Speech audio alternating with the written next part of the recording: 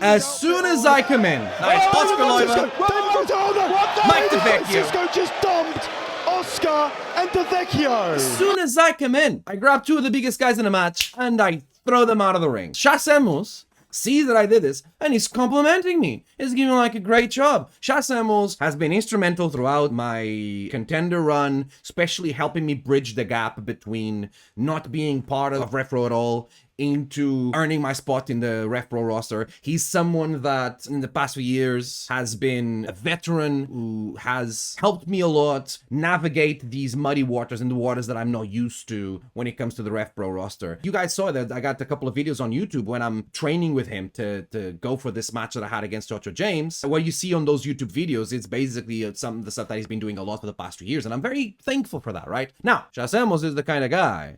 He may be nice now, but he didn't used to be. He has a history. I have an history.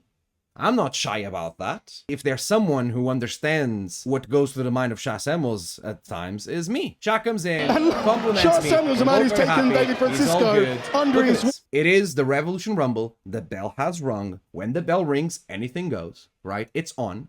And I was trying to understand if Sha Samuels was looking at some sort of maybe like teaming together. We can work together a little bit, have each other's backs, and trying to last as long as we can in a Rumble. Or if he would want to be a good sport and just like take the competition for what it is and be every man for himself. Sha Samuels, the man who's taken David Francisco under his wing.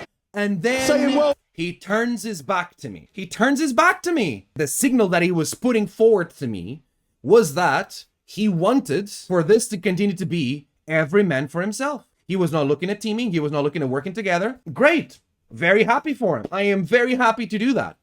But he did turn his back on me, and it is the Revolution Rumble. I learned a lot from Sha Samuels, including doing to Sha Samuels what I am certain he would have at least seriously considered doing to me if at any point in that Revolution Rumble, if this had gone the other way around. If Sha Samuels had just eliminated someone, I gave him a pat on the chest, and then I turned my back to him. I don't even want to talk here about like what it means to turn your back on someone, especially when the bell has rung and we're in the ring. Outside of the bell is completely different. Inside those buildings, it's on. Sha Samuels turns his back on me.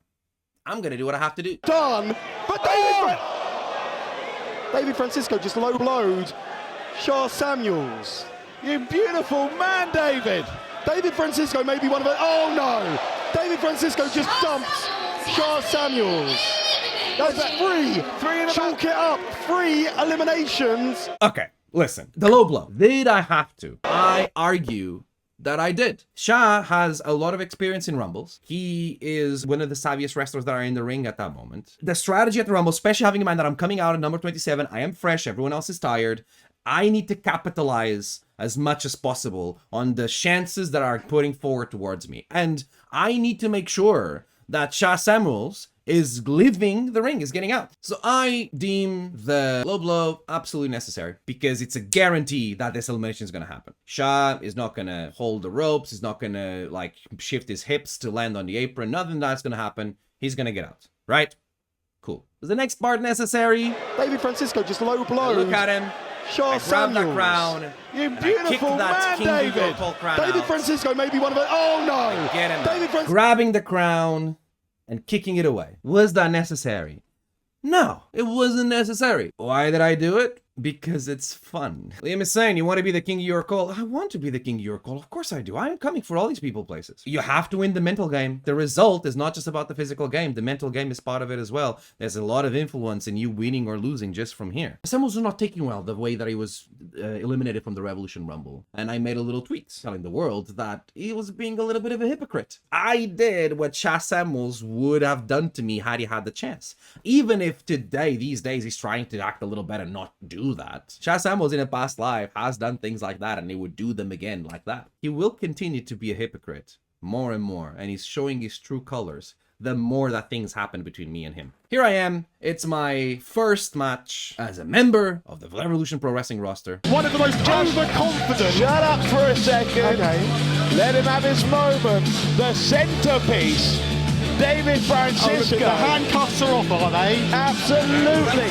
For too long, he has been shackled by Andy Quildan's narrow-mindedness. I don't know who these guys are. I don't think I've ever seen them in a show, and if I did, I'm sorry that I don't remember you guys. But I'll never forget you guys now, because you made yourselves memorable. And please do continue to come back, because this was very fun. David Francisco graduated himself from the contenders division. As he should have.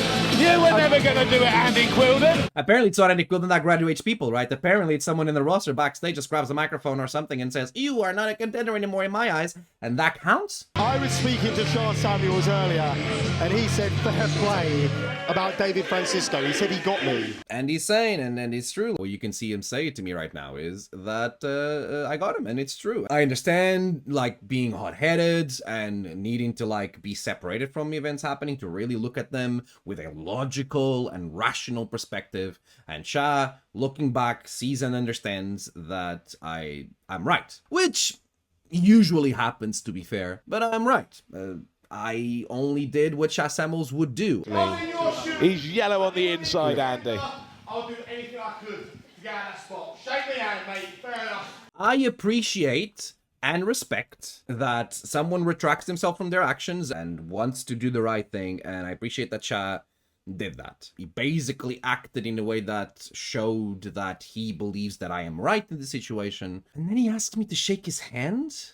I got on video Sha Samuel telling me that I should not have shaken Joshua James's hand when we watched the footage for the preparation for the Shane Niots match. Sha Samuels, I have him on tape saying that he would not shake anyone's hands before a match. Why? He's he offering his hand to me and expecting me to shake his hand? He is asking me to do something that he's not expecting himself to do. He's telling me that he agrees that he didn't act in the right way, and then immediately acts in a way that doesn't match what he's saying. What he's saying and how he's acting do not go together. And I'm not an idiot. I can see through this. Come on, shake your hand. Look at the way that he's stopping me on the chest. Tell me that this is sincere. Also, it's Sha Samuels. As he has taught me, I cannot have my guard down against him. If I shake his hand, there's nothing that's going to guarantee that he's not going to use that as an opportunity to just clock me. There's nothing wrong with a handshake before a professional wrestling There match. is.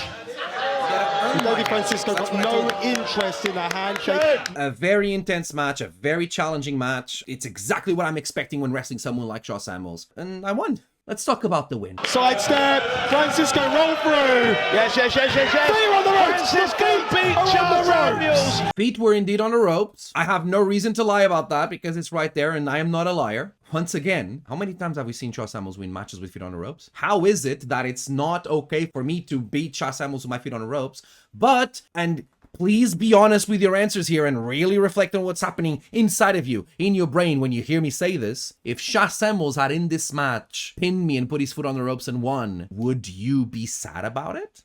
Come on, we have this expression in Portuguese, 2 weights, 2 measurements, to say that similar situations are not evaluated similarly because there's bias. And that's what's happening here, 2 weights, 2 measurements, and 1 weight of measurement to me and 1 weight of measurement to Sha Samuels. I didn't shake Sha Samuels' hand in the beginning of the match, but I will shake his hand at the end. And now he doesn't want to shake my hand. Leverage in a match. This ain't my first day on the job.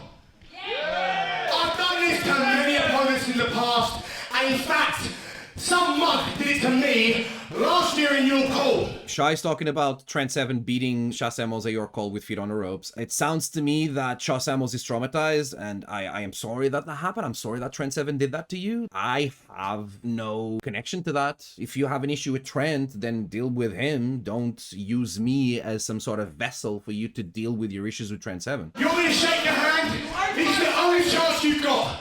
I'm going to go home. I'm going to watch RevPro on demand. How much is it, Sha? How much is it?